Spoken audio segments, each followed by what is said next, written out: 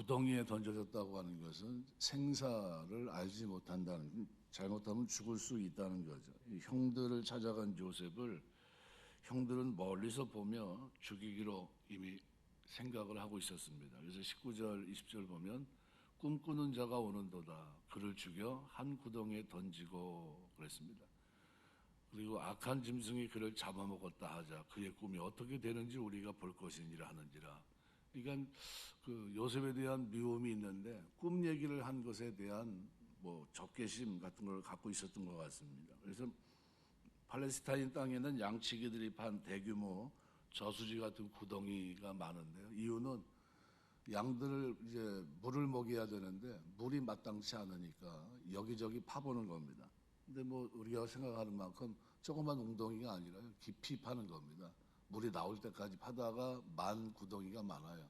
그래서 입구는 좁은데 내려가면 내려갈수록 커지는 거죠. 이 구덩이는 그런 겁니다. 그래서 가장 밑바닥은 넓은 공간을 이루게 됩니다. 그래서 이 구덩이는 죄인들을 감금하기 좋은 장소이기 때문에 널리 사용되었는데 일단 한번 들어가면 혼자서는 나올 수 없는 바로 그것이 구덩이입니다. 그래서 요셉은 구덩이에 갇혀서 얼마나 하나님께 부르짖고 하나님께 간구했을까요? 아마 태어나서 처음으로 하나님 앞에 부르짖을 것을 생각이 됩니다. 그러니까 요셉이 꿈이 이루어지기 전에 뭐부터 경험한 거죠? 죽음부터 경험하는 겁니다. 죽음. 그러니까 자신의 죽는 체험을 한 겁니다. 이 부활의 영광은 반드시 고난 뒤에 있다는 거죠. 그러니까 꿈과 현실은 대조적입니다. 요셉이 하나님께서 원하는 수준에 도달하기 위해서는 과정, 훈련하는 과정이 필요했고 그 과정은 죽는 연습이었습니다. 그래서 요셉이 가진 꿈, 이루기 위해서는 요셉 자신은 아무것도 할 수 없다는 것을 깨닫습니다. 내가 이걸 이루기 위해서 하나님이 주신 꿈을 이루는데 나는 아무것도 아니구나. 나는 할 수 있는 것이 하나도 없구나 생각했을 겁니다. 뭐만 하면 되면 하나님이 쓰시기에 합당하도록 내어 맡기는 수밖에 없구나 이것을 깨닫습니다. 그래서 요셉이 고난을 통해서 얻은 귀한 교훈은 바로 그거예요. 이게 하나님께 맡기고 갈 때 나는 아무것도 아니라고 부정했을 때 하나님이 영광을 받으시겠구나. 이 칼빈은 그래서 이 부분을 해석하면서 요셉을 높이 올렸던 하나님의 약속이 이와 같이 하여 그를 거의 무덤까지 처박듯이 양자의 신분을 얻은 우리도 똑같은 신분을 경험한다. 하나님의 아들이라고 하는 이 자녀로서의 삶을 살아가는데 꼭 필요한 것이 뭡니까? 바로 죽음이라는 게 죽음. 나는 죽고 내 안에 그리스도가 사는. 그래서 사도 바울은 그래서 이 부분을 정확하게 이해하고 있었기 때문에 갈라디아서에 보면 2장 20절 말씀에 이렇게 기록합니다. 내가 그리스도와 함께 십자가에 못 박혔나니 그런즉 이제 내가 사는 것이 아니요 오직 내 안에 그리스도께서 사시는 것이라. 이제 내가 육체 가운데 사는 것은 나를 사랑하사 나를 위해 자기 자신을 버리신 하나님의 아들을 믿는 믿음 안에서 사는 것이라. 자기가 죽는 경험을 합니다. 믿음으로 사는 삶. 그러니까 승리의 삶은 십자가를 통과한 후에 얻어지는 겁니다. 그래서 바울은 자신의 정욕, 자랑, 모든 세상적인 것을 다 포기하고 십자가에 죽은 후에 비로소 그리스도를 위해 살게 되었다고 고백하고 있습니다. 믿음의 삶은 자신이 죽은 후에 시작되는 겁니다. 그래서 구덩이에 빠진 그 요셉, 애매하게 고난받는 요셉을 우리가 어떻게 이해하는가, 이것이 굉장히 중요합니다. 고난을 이해하고 대하는 자세가 오늘 우리에게 중요합니다. 이것을 믿음으로 받아들이고 이해하면 신앙에 큰 진전이 있고 하나님 앞에 좀 더 가까이 갈 수 있겠지만 믿음이 없는 자세로 원망한다면 엉뚱한 방향으로 나가서 신앙에 커다란 손해를 가져오게 됩니다. 누구에게나 시간이 똑같이 주어지는 것처럼 고난도 마찬가지입니다. 그래서 고난이 왔을 때 믿음으로 신앙인답게 대처하셔야 돼요. 우리가 고난 속에서 믿음을 지킬 수 있는 여러분 되시기를 주의 이름으로 축원합니다. 그래서 고난의 의미는 각각 다릅니다. 룻기서에 나오는 나오미는 기근 때문에 베들레헴을 떠났다가 모압으로 내려갑니다. 이민 갔다가 남편 두 아들 다 잃어버렸어요. 그리고 이제 같이 올라옵니다. 근데 그 고향 땅으로 돌아올 때 자기를 알아보는 사람이 있었습니다. 근데 그때 자신이 고백하면서 저건 이름이 뭡니까? 기쁨이라는 뜻이지만 근데 기쁨이 아니었어요. 슬픔이 가득합니다. 그러면서 다시 돌아오면서 한 말이 뭐냐면 룻기서 1장 20절에 보면 전능자가 나를 심히 괴롭게 하였다. 고난을 그렇게 이해합니다. 전능자가 나를 심히 괴롭게 했다. 그래서 지금 어떤 괴로운 일이 가득 차고 그런 가운데 다시 올라오고 있다는 겁니다. 다윗은 어려운 핍박이 심하고 사망의 그늘에 자신이 놓일 때 그가 마음속에 품은 생각이 시편 55편 5절 6절의 기록입니다. 내가 비둘기같이 날개가 있으면 이 고통의 장소에서 멀리 날아가고 싶다 말하면서 고난을 도피하는 것으로 그런 바람을 기록하고 있고요. 예레미야 12장 1절의 예레미야는 고난 앞에 하나님께 항의하는 모습을 보여줍니다. 뭘 잘못해서 하나님 우리에게 이런 고난을 주십니까? 욥의 친구들은 욥의 고난을 보면서 욥기 4장 7절에 보면 욥의 죗값이라고 지적을 하면서 회개하라고 촉구합니다. 고난에 대한 태도가 다 다릅니다. 그러나 시편 기자는 시편 119편 67절 71절을 통해서 고난에 대한 고난이 나에게 유익이고 그로 인하여 내가 주의 율례를 배우게 되었나이다 하면서 고난의 가치를 다르게 이해하고 있습니다. 욥은 욥기 23장 10절에서 나의 가는 길을 그가 아시나니 그가 나를 단련하신 후에는 내가 정같이 나오리라. 욥은 고난에 대한 자세가 다릅니다. 하나님이 나를 훈련하고 있다는 겁니다. 이 고난을 통해서 연단하고 있다는 거죠. 요한복음 9장에서도 보면 소경된 아이를 향해서 사람들이 저 부모의 죄값입니까? 아니면 본인의 죄값입니까? 하고 질문을 할 때 이때 우리 주님이 부모의 죄도 아니고 아이의 죄도 아니고 오직 하나님의 영광을 나타내기 위함이다 말씀하면서 주님은 이 고난을 하나님의 영광이라고 하는 차원에서 이해하고 있음을 말씀해 주셨습니다. 베드로전서 2장 9절에서는 이렇게까지 얘기해요. 애매히 고난을 받아도 하나님을 생각함으로 슬픔을 참으면 이는 아름답다, 아름다우나 그랬습니다. 이 아름답다는 말이 카리스라는 단어에 은혜라는 겁니다. 은혜. 로마 시대 1세기의 카리스라는 단어는 그만한 대우를 해주고 받았으면 그만큼 움직여줘야 되는 걸 얘기합니다. 그런데 우리에게는 그런 것이 전혀 없이 아무것도 없는 우리에게 하나님께서 은혜를 주신 겁니다. 카리스. 그러니까 우리가 애매하게 주의를 하다가 남을 돕거나 혹은 교회 봉사를 하다가 고난을 받으면 이것이 자신에게 은혜가 되어 아름답다라는 거예요. 이것은 우리가 하나님 앞에 갚을 길이 없는데 갚을 길이 없는 우리가 하나님 앞에 갚을 수 있는 길이 있다면 말씀 앞에 순종하는 길밖에 없습니다. 우리 24절 기록을 보면 그를 잡아 구덩이에 던지니 그 구덩이는 빈 것이라 그 속에 물이 없었더라. 하나님이 섭리 가운데 인도하신 겁니다. 물이 있었으면 어떻게 됐을까요?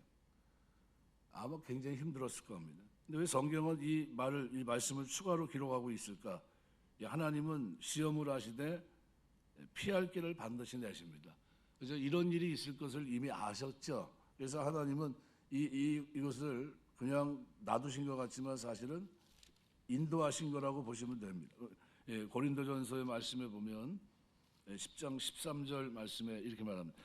사람이 감당할 시험 밖에는 너희가 당한 것이 없나니 오직 하나님 미쁘사 너희가 감당하지 못할 시험 당함을 허락하지 아니하시고 시험 당할 즈음에 또한 피할 길을 내사 너희로 능히 감당하게 하시느니라. 이제 오늘 요셉이 감당할 만한 시험을 하나님이 주셨고요. 그래서 그 속에서 그는 아마 태어나서 처음으로 하나님 앞에 부르짖는 기도를 드렸을 거라고 생각이 됩니다.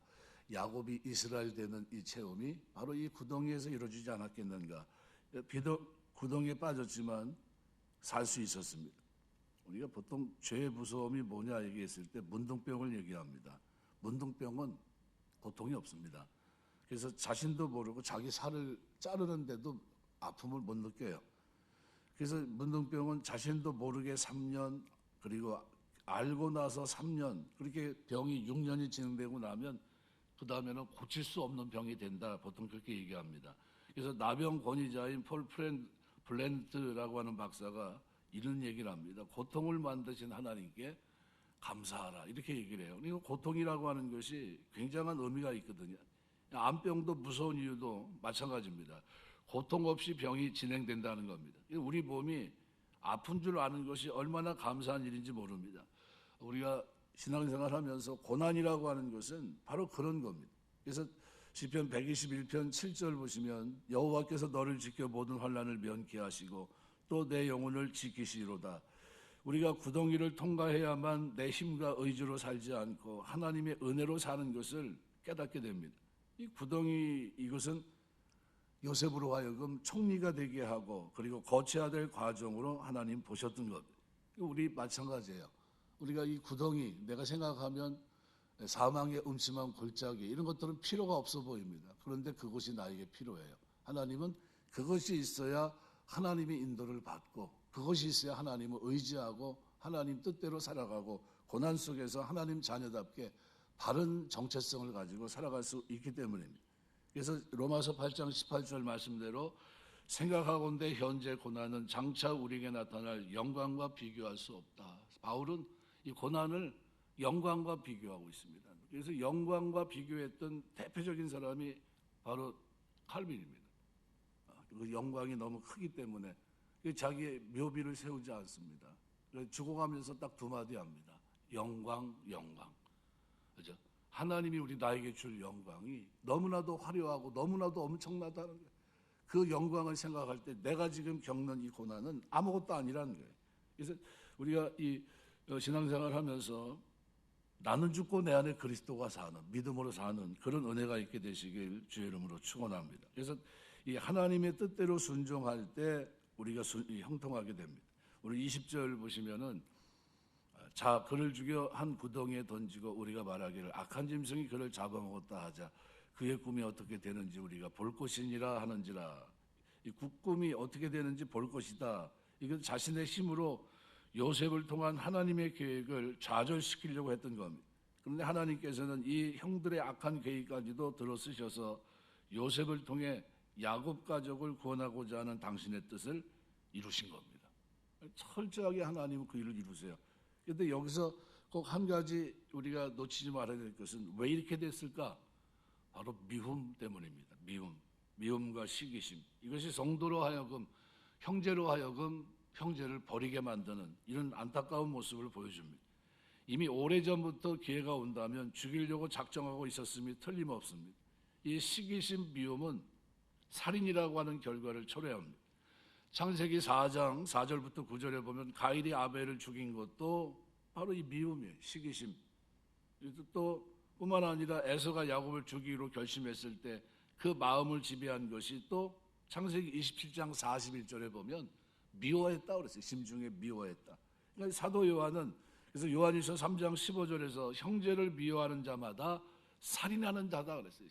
우리가 기도하면서 내 마음속에 미움이 자리 잡지 못하도록 그런 것이 있다면 이것은 하나님의 죄라고 하는 것을 인지하고 빨리 깨달으셔야 됩니다. 마태복음 5장 21절 22절에서 예수님은 형제에게 노하는 것과 욕하는 것은 살인하는 것과 같다 말씀합니다. 잠언 10장 12절 보면 미움은 다툼을 일으켜도 사랑은 모든 허물을 덮는다 그랬어요. 우리가 하나님으로부터 이 사랑, 아가페 사랑을 받고 있거든요. 모든 허물을 덮어준 그죠? 성량하신 그 은혜를 입고 있습니다. 그렇다면 오늘 우리가 미움 이것이 하나님 앞에 죄라고 하는 것을 깨닫고 절대로 이 미움은 내 안에 자리하지 못하도록 해야 됩니다. 잠언 14장 30절 마음의 화평은 육신의 생명이나 시기는 뼈의 썩음이니라 그랬습니다. 결코 좋지 못한 겁니다.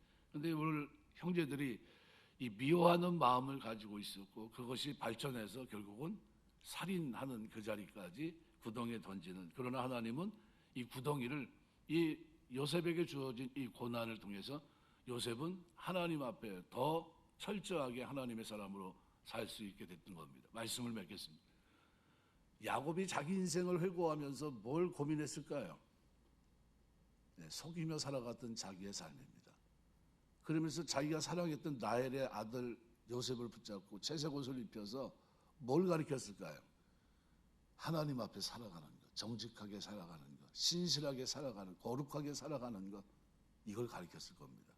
목숨 걸고 가르쳤을 겁니다. 하나님은 살아계신 분이다. 그 하나님 앞에 살아야 된다. 이거를 얘기했을 겁니다. 근데 놀랍게도 요셉은 아버지 가르침대로 그렇게 하나님 앞에 살아갑니다. 그 결정적인 역할을 할 수 있도록 그에게 힘을 불어넣었던 장소가 바로 이 구덩입니다. 하나님 앞에 엎드려 하나님만 의지하고 이게 내 뜻대로 되는 게 아니라 내 인생은 하나님이 주도하는 인생이구나. 하나님의 뜻을 이루기 위해서는 나는 없고 오직 하나님의 은혜가 나를 주도해야 되는구나. 이것을 깨닫는 그 시간이 이 밑에 구덩이에 던져진 시간입니다. 그리고 그가 이 시간이 지나갔을 때 하나님은 누굴 보냅니까?